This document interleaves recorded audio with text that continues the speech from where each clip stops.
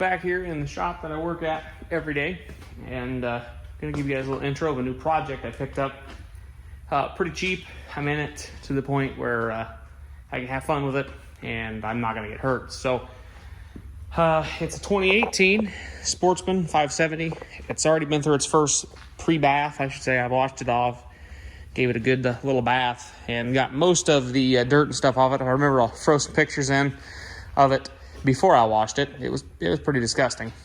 For the most part, it's in all right shape. I got a couple scratches and dents. The piece is bent in, dented the radiator. I'm not 100% sure if the radiator leaks or not. I'll have to look at that. I don't think it does, but I'll have to look. I'm going to probably bring this back out and get it straightened. I'm thinking about possibly replacing this and the lower pieces. Kind of depends on if I want to make it look nice.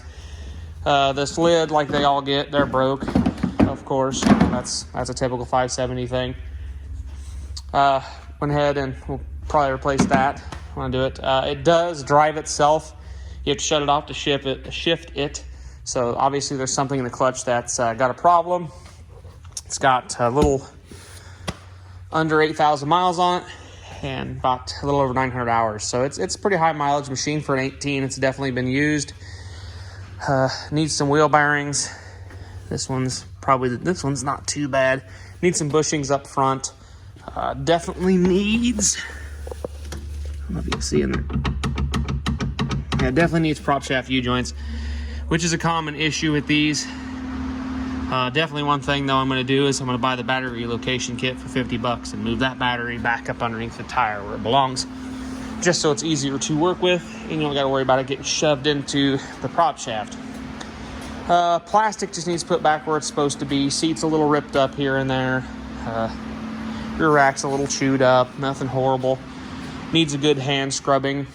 Probably I'm gonna pull all the plastic off it like I always do. Go through, clean everything, make sure every bolts and everything's tight. Got a thing over here,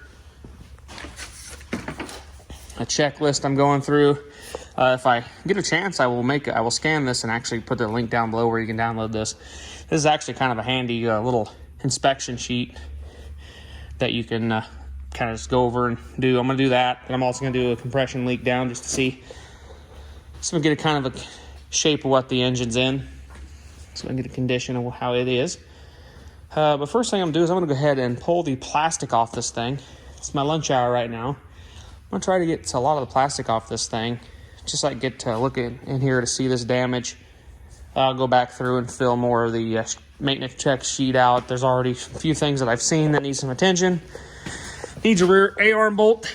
It's kind of wallered out this. They had a hook on here. It's a little longer than stock bolt. They had a hook on it, and they were pulling with stuff. I don't know, pulling it out of where it got stuck. I don't know, but it's kind of egg this out a little bit. So I'll probably smack that in, maybe put a washer and weld it on there, get a new bolt, obviously. Probably put all new bushings in it because they're inexpensive and not too horribly hard to do. I have a transmission bolt right there that's backing out, and right down there, she just needs tightened up. Probably put a little blue Loctite on that, tighten her up. Definitely want to get this fender off anyways, and I want to get in there. I need to get part numbers off this clutch and look up some stuff. I don't know if I'm going to go with some good clutches or stock clutch or just buy a cheap aftermarket clutch and just go with it. But like I said, I'm going to go ahead and get some of the plastic off this just so I can see the condition of some stuff up under the front there, so I know what I need to get to fix that. Probably leave the green plastic on it for right now. I thought about bed lining this plastic. It's not horrible shape. There's a couple spots that need sanded down because they're scratched, but you could bed line this plastic pretty easily and it would be a pretty neat looking machine. So does need an axle shaft. Not even gonna try to fix that one. It's completely packed full of mud and rocks and whatnot. So definitely gonna need one rear outer axle shaft. So yeah. Anyways, guys, put you guys on in a second. We'll put you on a tripod up on the toolbox there and we'll start pulling this thing apart.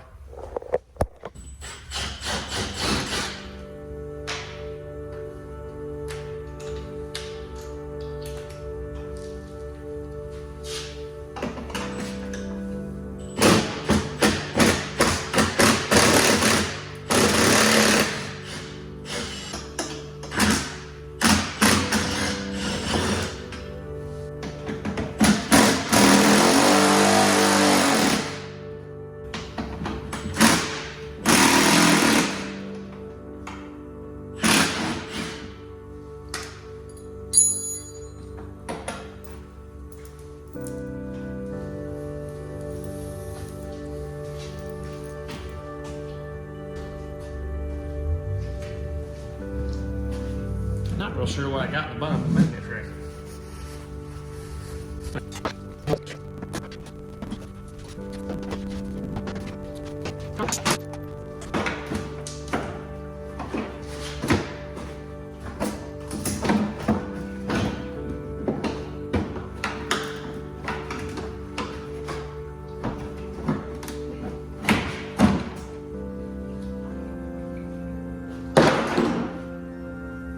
Yummy.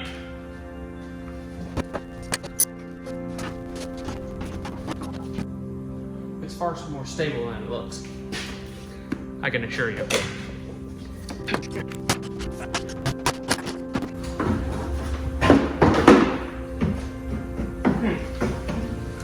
is causing this to drag? Oh, the primary clutch. Primary clutch don't look horrible. Maybe our bearings seized. Look at a bag and tag. Just bag and tagging. I know where the stuff goes, but this will just save me from having to find it later. Somebody keeps stealing all my permanent markers.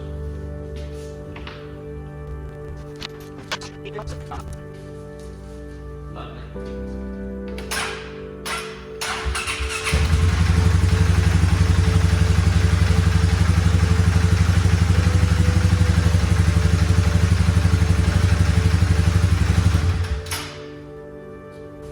Factory belt. She definitely needs a belt.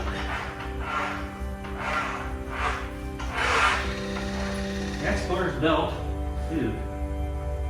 I'm gonna go out on a limb and say that bearing seized. So it may not need a clutch. It actually is not looking horrible.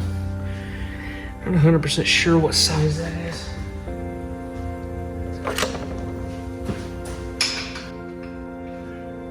Size I thought it was. That's always a plus. Polar.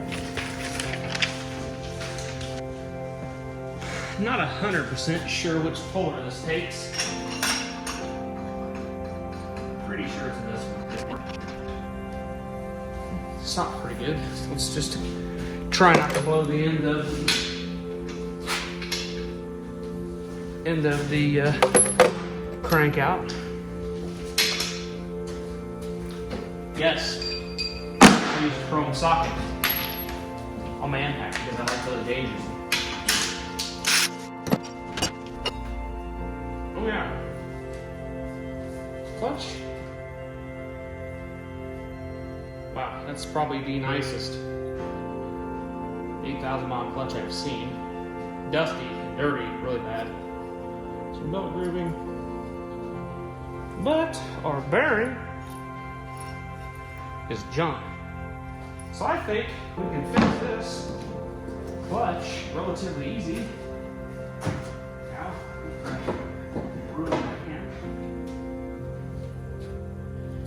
This belt, being that clutch is done, is junk. So, sweet. Even less stuff wrong with it than I thought. That's always a plus. That'll make up for the radiator that's possibly leaking that I did know was leaking when I bought it. If it is leaking. I know it's been in the vent. We'll have to see if it's crooked. Or not crooked, I know it's crooked. We'll have to see if it's broken. Definitely need to pull the secondary clutch off and inspect it. Definitely got a little noise to it, but sometimes I'm sure it has oil in it that needs changed. I didn't know it was a tad bit on the low side, so this is mechanical. Yeah, this has got a hydraulic time and tensioner in it, so I may put a hydraulic in it too. That'll help take some of that noise out of the valve train, I'm sure. Probably wouldn't hurt to re-shim the valves either, so just to check how good they are. This thing's totally destroyed. It needs to be replaced.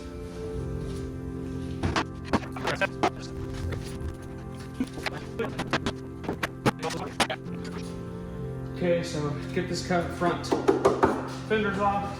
There's supposed to be push pins here, there's one still over here. It's notched into this.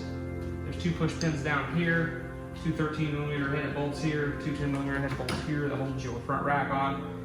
This is supposed to have 2 pins that run through here to hold the front rack on. This front rack bracket's a little bent.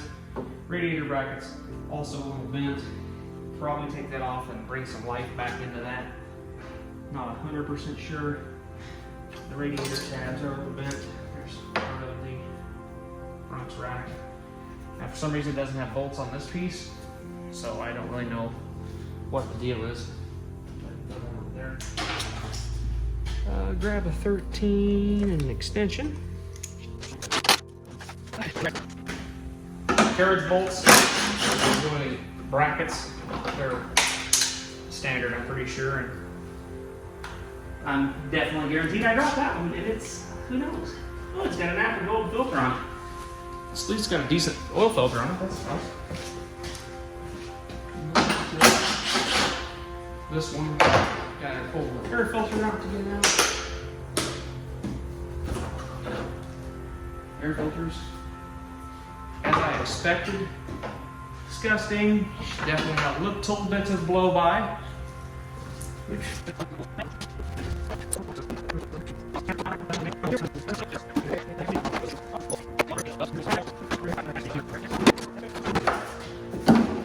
And I took the headlight pod off if I was worried about scratches. For this four-wheel, I'm not too particularly worried about scratches.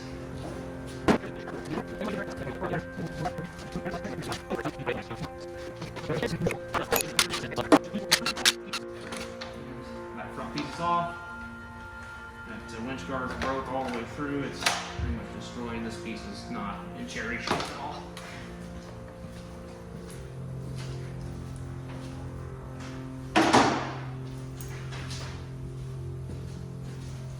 And this should just pop off like that. This piece, oddly enough, with some love, she's cracked down at the bottom. This probably could actually manage to be, over time and some heat would fit it back once I straighten everything out. And bent. And the voltage regulator bracket is definitely bent. This is definitely bent in, but this portion here, I mean, she's definitely pretty lopsided. Definitely probably wouldn't hurt to replace this bracket. Good news is part numbers are right on the bracket. This has had a upgraded voltage regulator, I believe. Well, 18 might have came with that from the factory, like that. Yeah, that's holding this piece here. This piece here probably should be replaced. Might go with a utility one. Do a utility front bumper. I don't know. I'll probably just go back with stock. I'd get a used piece. That's not all bent up. I might do a used piece. Yeah, it's been pretty good right there. Bent over. But yeah, that radiator is pretty screwed. I'm not going to be surprised if it's leaking. Yeah, no, wouldn't be surprised at all. So, but I think that might be bent down a bit, but that can be bent back up quite easy with some persuasion of a rubber mallet, though, just from everything pushing down on that radiator when it's twisted. So that should be pretty easy. Definitely does need a radiator, though. It's all sorts of deformed. This piece here, there's 2 13mm head bolts here, 2 13mm bolts and nuts here, and this piece comes off. And you unbolt your voltage regulator, and yeah, and you can just go ahead and do what you're gonna do. So yeah, good news about the clutch. That's one thing I was happy to find out. I'm gonna cut you guys off right here, and we'll resume a bit later in the day, hopefully, and we'll work on this bad boy a little more.